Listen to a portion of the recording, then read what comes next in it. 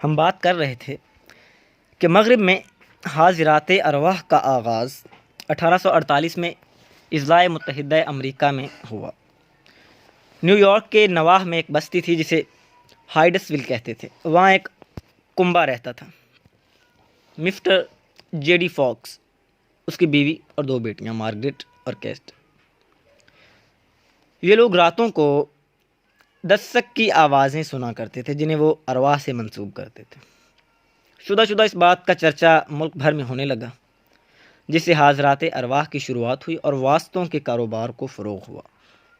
واسطے 2 قسم کے تھے، جسمانی اور ذہنی۔ جسمانی واسطے تاریک کمرے میں روح کو نورانی دھندلکے کی صورت میں دکھاتے تھے اور دستک کی آواز سنتے تھے یا سنواتے تھے اور دور سے اشیاء کو متحرک کرتے تھے، جبکہ ذہنی واسطے ارواح سے باتیں کرواتے تھے اور ان کی زبانوں سے روحیں سوالوں کے جوابات دیتی تھیں۔ امریکیوں نے حاضرات ارواح کا یہ ادارہ لال ہند یا لال ہندیوں سے لیا ہے۔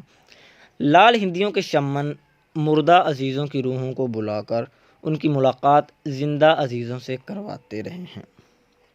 امریکیوں نے لال ہندیوں کی بیٹھک اور شمن کے واسطے کو اپنا لیا۔ راتوں کو ایک خاص کمرے میں اکٹھا ہونا، حاضرین کا واسطے کی فوق الطبع قوت پر کامل اعتماد، واسطے کا اپنے آپ پر بے خودی کی کیفیت طاری کر لینا اور اس عالم میں روحوں کو دکھانا، ان کی آوازیں سنوانا یا ان کے سوالوں کے جوابات پوچھنا، یہ سب رسوم لال ہندیوں کے شمن مت سے لی گئی ہیں۔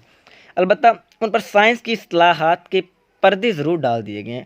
قبائلی شمن مت میں لوگ سعید اور شقی روحوں پر عقیدہ رکھتے تھے اور ان سے مدد مانگتے تھے یا ان کی خوشنودی طلب کرتے تھے، جبکہ حاضرات ارواح میں مردوں کی روحوں کو بلانے اور ان سے رابطہ قائم کرنے ہی پر اکتفا کیا جاتا ہے۔ دوسرا جو مین فرق یہ ہے کہ قبائلی شمن مرد ہوتے ہیں، جبکہ حاضرات ارواح میں عام طور سے عورتیں واسطے کا کام کرتی ہیں۔ ان حقائق کے پیش نظر حاضرات ارواح کو قدیم شمن مت ہی کی بدلی ہوئی صورت کہا جا سکتا ہے۔ حاضرات ارواح کا کاروبار 2 باتوں سے فروغ پاتا رہا ہے۔ نمبر 1 مکر و فریب، فریب نفس نمبر 2 ہے، اور یعنی واسطوں کی فریب کاری اور ناظرین کی فریب خوردگی۔ 19ویں صدی کے اواخر میں حاضرات ارواح کا چرچا زور و شور سے ہوا تو ان لوگوں نے جو سائنس کے انکشافات کے باوجود قدیم توہمات سے اپنا ذہنی رابطہ قائم کرنے پر مصر تھے، نہایت جوش و خروش سے اس کا خیر مقدم کیا اور اس کے حوالے سے روحانیت کی ازلی و ابدی صداقتوں کی توثیق کرنے کی کوشش کی۔ ان کا دعویٰ تھا کہ اور آج بھی ہے کہ روحانی عالم سائنس دانوں کی دسترس سے ماورا ہے اور سائنس خواہ کتنی ہی ترقی کر جائے اس پر اسرار عالم تک اس کی رسائی نہیں ہو سکتی۔ جس طرح الیگزینڈر نے منکوسکی کے تصور زمان و مکان کو حسب منشا توڑ مروڑ کر ارتقاء بروزی کے حق میں استدلال کیا، جس طرح برگسا نے جوش حیات کے مفروضے سے قدیم نوا اشراقیت کا احیاء کرنے کا جتن کیا، جس طرح اڈنگٹن اور جیمز ڈین نے اضافیت اور مقادیر عنصر کی مثالیاتی ترجمانی کی، بائینہ ہی حاضرات ارواح کرنے والوں نے قدیم شمن مت کو جدید سائنس کی زبان میں پیش کر کے اسے علمی نظریہ کی صورت دینے کا ہیلہ کیا۔ سائنسدانوں نے ان کے دعوے کو تحقیق کی کسوٹی پر پرکھا تو معلوم ہوا کہ اکثر و بیشتر عورتیں جو واسطوں کا کام کرتی ہیں یا ہوتی ہیں اور حاضرات ارواح کی بیٹھک میں سائنس کی جدید ترین میکانیکی آلات سے کام لے کر سادہ لو اور زود اعتقاد ناظرین کو دھوکہ دیتی ہیں، قدیم دور کے شمنوں کی طرح ان واسطوں نے پر اسرار ہونے کا جامہ اوڑھ رکھا ہے اور مرجعیت اور کسب زر کے لیے لوگوں کو غچے دیتی رہتی ہیں۔ جو شخص اپنے کسی مردہ عزیز کی روح سے ملنے کے شوق میں ان کی بیٹھک میں آتا ہے، وہ قبولیت اور اثر پذیری کے تحت دھندلکے میں سفید پوش مرد یا عورت کو دیکھ کر جھٹ اسے پہچان لیتا ہے اور واسطے کی فوق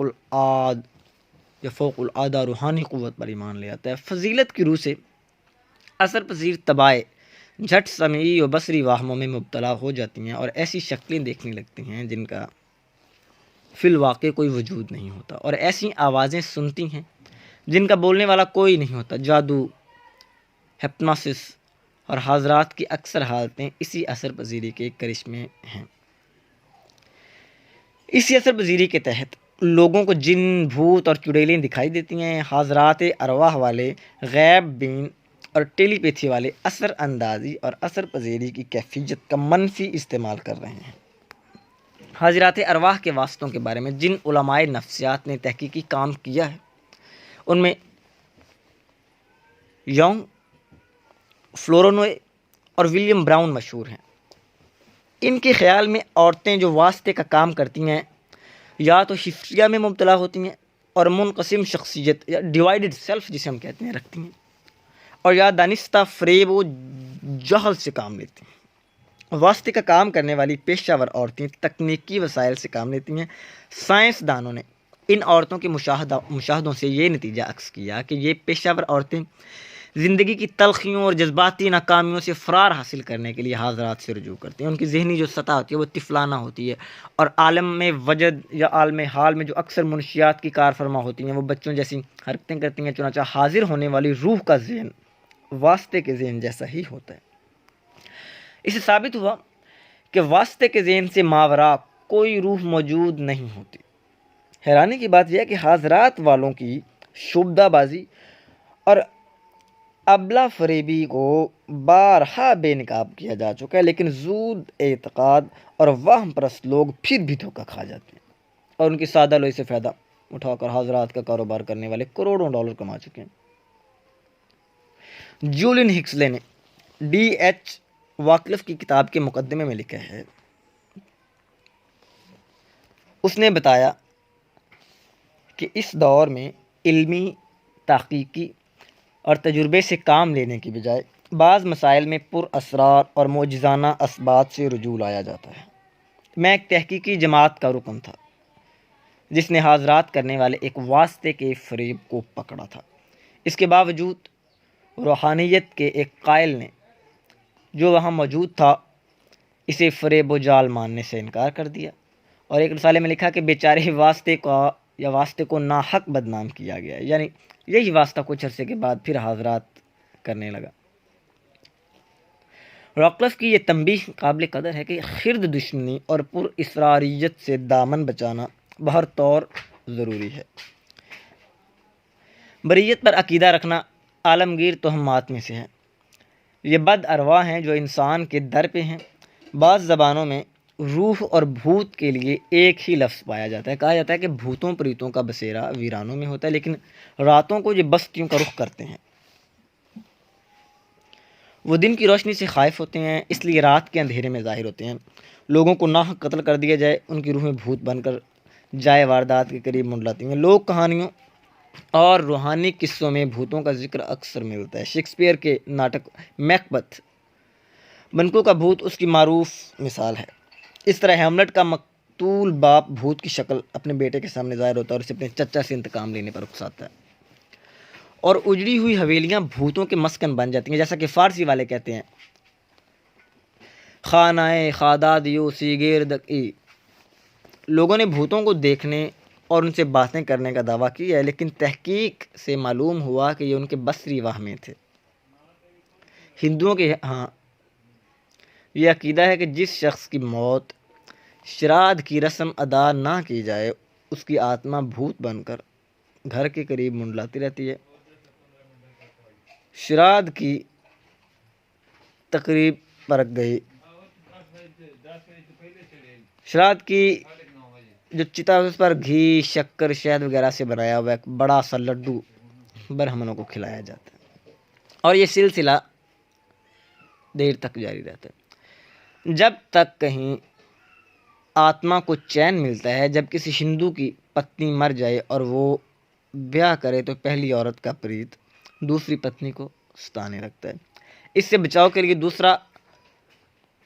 دوسری پتنی پہلی پتنی کا ایک چھوٹا سا ٹھیپا کسی دھات کا بنوا کر اپنے گلے میں لٹکاتی ہے۔ جبکہ وہ کھانا کھانے بیٹھتی ہے تو پہلے اس ٹھیپے کو نوالا پیش کرتی ہے تاکہ وہ خوش ہو جائے، اور بعد میں خود کھاتی ہے۔ خیال یہ ہے کہ اس طریقے سے پہلی پتنی کا پریت خوش ہو کر اسے ستانا چھوڑ دیتا ہے۔